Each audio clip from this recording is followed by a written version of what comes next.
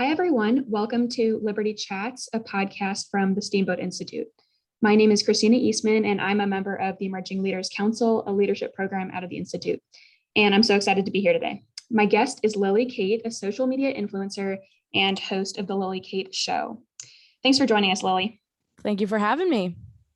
So you're an ambassador for Turning Point and an influencer for PragerU and a whole slew of other things that we're going to get into. I just really want to know how you got started in the movement. That's a funny question. So I was in high school and my sister started doing YouTube videos, and I'll give the short version of this story. So my sister started growing a full-time income on YouTube when she was like 12 years old. I was a dancer at the time, broke my foot, decided I wanted to leave dance and become a YouTuber. So throughout my high school years, I spent time growing a social media following. I gained over 600,000 followers on all of my platforms. I ended up having a fake relationship with Jojo Siwa's brother, actually. He ended up falling in love with me. I didn't fall in love with him. I actually fell in love with the guy who I grew up next door to, my neighbor. And I've always been a Christian conservative, really involved in politics in my personal life. I just never talked about it on social media. So through 2020, I realized I had given up my ticket to LA, everything I'd worked for because of breaking up with that certain person.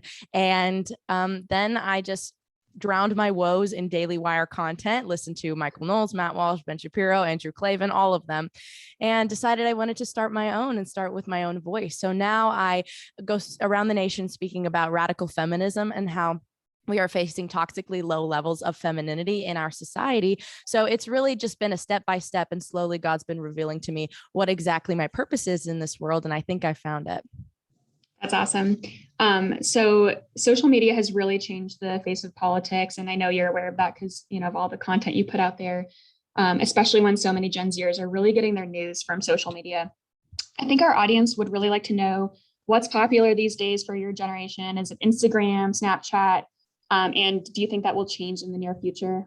That's really interesting. And Snapchat is popular on a personal level, right? Keeping up with your friends. I would say the biggest apps obviously are TikTok, because that is addictive and it's full of entertaining video content, but also Instagram is where you can go to curate a look. I would say Facebook definitely is not as popular, and Twitter, it's on and off. Either you love it or you hate it. And so it's different with every single person, but Twitter is still definitely a dominant app that we have. Okay. Yeah. And I'm just curious, like, how important is it for millennials to be getting on TikTok and like engaging with Gen Z, or if you think that's kind of like, I don't know, not really worth the effort.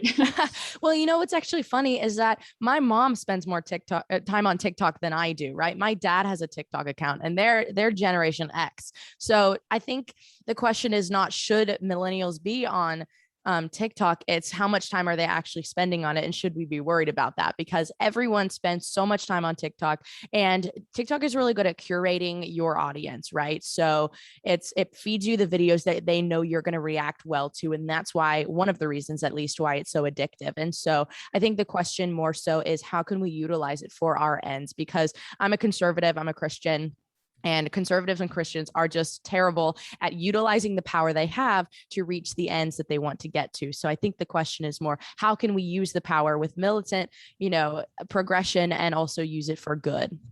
Mm-hmm. So I know you have no fear talking about not just your conservative values, but also your Christian values. Do you think talking about your Christian values to, like, say, a Turning Point audience kind of helps your narrative, like with your conservative values, or do you think you turn off people? Like, how do you balance that? I love that question. It's really interesting because the first step that I took toward going into the conservative movement was I actually opened a ministry called LiveFreely, and it's a bunch of girls around the nation, and we do Bible studies together every Tuesday, and our goal is to be like a nationwide sisterhood of girls who go to each other's weddings and just love on each other. And that's strictly Christian. We don't do a lot of politics on there, just because the Bible is so much more important than politics. So generally, to answer your question about talking to Turning Point ambassadors and stuff, they're generally all Christians, and they generally all believe the same things, which is really great. But Christianity really is a foundation for my conservative beliefs. I always consult the Bible first before I consult any news source, any search for truth, right? The ultimate truth is the Bible. And so Christianity is the foundation, and conservatism is just the expression of Christianity in politics and in your daily life. Yeah, that's great. And I actually wanted to talk about your website a little bit. I was wondering, because it's a network of girls that you're supporting through, Bible studies and just giving them a space where they don't feel like they have to be judged on social media and all this stuff. It's great. We see a lot of problems with young girls in those situations. And I'm wondering if you could share a story from one of the girls who subscribed to your ministry. Yeah, that's a great, great question. Well, we've had a girl or two accept Christ through our ministry. They came there because, so my little sister, as I kind of talked about in the beginning, Annie Rose, she would be able to join us sometimes on Bible study. And sometimes these girls would just come in just to come and meet Annie, right? But then they would come in and they would hear the message, they'd hear the good news and really fully accept Christ. I think generally it's been all of us coming from half Christians to full Christians, but definitely 2 times girls have been saved through the ministry, which is something that is just unparalleled. Wow, very cool. So when did you launch that website? And it seems like your sister was really entrepreneurial right from the get. At age 12, that's pretty crazy.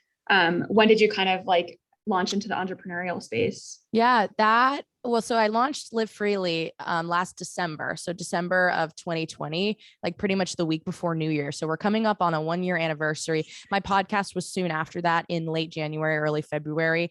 And then since then, I've just been building everything. And we just actually officially launched our new company called Victory, which is a social media management firm, which we can help you run your social media. We help you create the content, brand strategy, growth strategy. And so we have about 5 members, 5 going on 7 people who are helping us with political campaigns, businesses, pageant queens, whatever your social media is, we can help you with it. It's called Victory of the USA. So Victory. Wow. Okay. I know a lot of boomers who would be really interested in hiring you. So kind of to veer back to the kind of campus activism side of what you do. Campus student programs like Turning Point and PragerU aren't everywhere, and they can't be everywhere. So what advice would you give to those Gen Zers who feel like they don't have a voice on college campuses and who don't have those communities to turn to on campus? That's difficult. And I think the action point that I would ask them to do is come up with your own community, right? Communities don't just happen without effort. And so I know that we're all looking for a tight-knit community. We're all looking for that acceptance and that love. And that's really, really important. Turning Point, well, PragerU doesn't do like chapters on campuses, but Turning Point really does a fantastic job at that. And so I would say if you don't have that outlet for a community, you can definitely find a YCT chapter or a YAF chapter or a YAL chapter. There's guaranteed to be some kind of conservative chapter on your campus. But if you still don't want to reach out and do that, then I would say make your own community. Best place to go, obviously, is to the church. Go to youth groups, go to young adult groups. You will be able to find people who have at least a common faith in Jesus, which is a really valuable thing. Yeah, that's really great advice. So what have been your highlights working as a Turning Point ambassador? And I think that's something new to you this year, correct? But it seems like you've been involved with them for a number of years. It's actually new. Yeah. I only got accepted into the ambassador program after I applied in the summer. So right before the YWLS event that they had in Dallas. And to say, think something about the highlight, I would have to say the events. Turning Point has just mastered the art of putting on incredible events that just make your heart pound. The networking opportunity is unmatched. The positive, the mobilization, the energy, all of it is something that you can't replicate it. You cannot replicate a Turning Point event like SAS. I'm excited for the upcoming America Fest event in December, right before Christmas. And so we'll definitely see if America Fest beats out SAS or YWLS for me. What's your involvement look like with PragerU then? So PragerU, I'm an influencer for them, which means I have contacts within the media team and I get to send them content. I get to ask them any kind of questions and hopefully start being featured on some of their shows possibly. But generally right now, I just send them content. They can post about it and I get to market PragerU stuff. I get like stickers and socks and they send us merch packages. So it's a really positive thing. And just being involved in this community, having that brand recognition behind you, something really important because everybody knows and loves PragerU and Turning Point, of course. And so that's just a social media way to really have us all boost each other because, back to the big tech idea, we're all shadow banned. and we're all getting kind of stifled on our content, not being able to grow, especially myself after losing so many followers when I quote unquote came out as a conservative. So yeah, were you deplatformed, or was that just so people? on TikTok, I have been blocked for 1 week at a time, probably like 27 times. Like, I'm not even kidding. Sometimes multiple times during 1 week. So that would last for about a month. And I only started my TikTok account in, I want to say March or April. So it's been really interesting. For Instagram, I've just been losing a lot of followers, people who came there for like my old YouTube content. And I understand that politics is not for everyone, but I'm definitely continually losing followers. So we'll eventually bounce back one time, and I'm not too worried about it. The numbers game is a game as much as you let it affect you. So I know that the people who listen to my podcast, who come to the ministry, those are who I'm really speaking to. And those are the people that matter to me on my social media. And it seems like being deplatformed is almost a badge of honor in the movement these days. So I feel like, yes. They think it hurts us, but it actually kind of helps. I must tell you too, another badge of honor is hate flyers at a college. And so yesterday, we're recording this on the 5th, yesterday, November 4th, I found at my boyfriend's college, Texas A&M, a very conservative college. I mean, you think it's very conservative. It's not. I found hate flyers about me because I will be speaking there later this month. So that's another badge of honor, I must admit. Oh my gosh. Yeah. Wow. You'll have to pull one down and like put it in your studio or something. I wanted to keep it, but it was taped too well to the wall. I couldn't rip it. That's so funny. So I also wanted to ask you, this is just a question that popped into my mind because you're so well spoken. You're so you've clearly had I don't know, have you had some sort of speech training? You're just so you have such a good like video and voice presence. I'm just wondering. Yeah, actually. So when I was young, my parents used to put me, so I was homeschooled. That's another part of my main personality trait and something that I fight for. Homeschooling is literally the best ever. And my parents used to make us do like little convocations, presentations with people. And I didn't like public speaking, but I'd always have this really loud and clear voice. And they were like, you're kind of good at this. And I was like, I just don't like it. So throughout high school, after I broke my foot, quit doing ballet, I started doing high school speech and debate, and I became over 15 first places in the state of Texas, and then won national title on a sweepstakes award. And then I also won the Texas Right to Life oratory competition in 2019. So yes, I love speaking. Communicating is one of my most valuable assets, and it's really been something that I've honed over time and grown a love for. And podcasting, being able to speak at chapters on college campuses and being able to go to different events and speak about whatever topic you throw at me is something that I value a lot because of my high school speech and debate. So if you're ever wondering what to do with your high school career and you don't have a purpose, you'll need to do speech and debate. It'll be the best. Yeah, I don't think you've said the word this entire interview. So that's good. So you mentioned you were in ballet and you're a gymnast, kind of in the arts world. I'm curious whether do you see any kind of people in your generation who are still in the arts? Because I'll back up. The arts are so overtaken by the left, and I think a lot of people in the arts that have conservative and Christian values might struggle with that sometimes. And I'm wondering if you engage with any of these girls kind of heading into that career path, either through your website or through your social media. Yeah, I mean, I have continual conversations with people in my DMs. I mean, so often of people saying like, what do I do? This professor's telling me this thing, or my job is requiring me to get the vaccine. So it's a very personal thing. I would say that, side note, something that I'm really proud of is I've always been a Justin Bieber fan. Like since the beginning, I used to get so much hate for it when I was younger. Like people literally would bully me about it, but I stuck true and I stayed true. He just came out as relatively pro-life. He said, I don't think abortion is a good thing.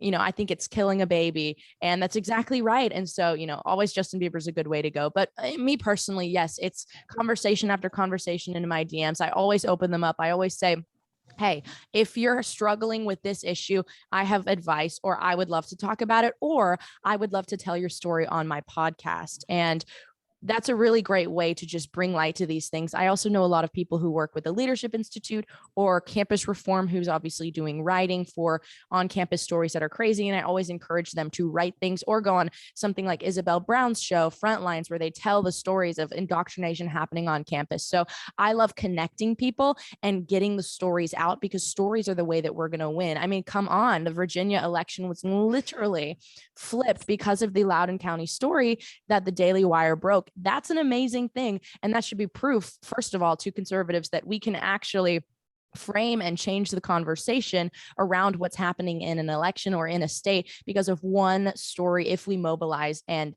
come together and actually use the power that we have. Back to my first point about TikTok and millennials being on TikTok. But the second thing is that we have power, and that's a good thing, and we know how to use the power well. So to answer your question, yes, Justin Bieber is always a good place to go. It's all personal, and conservatives should use the power that they have.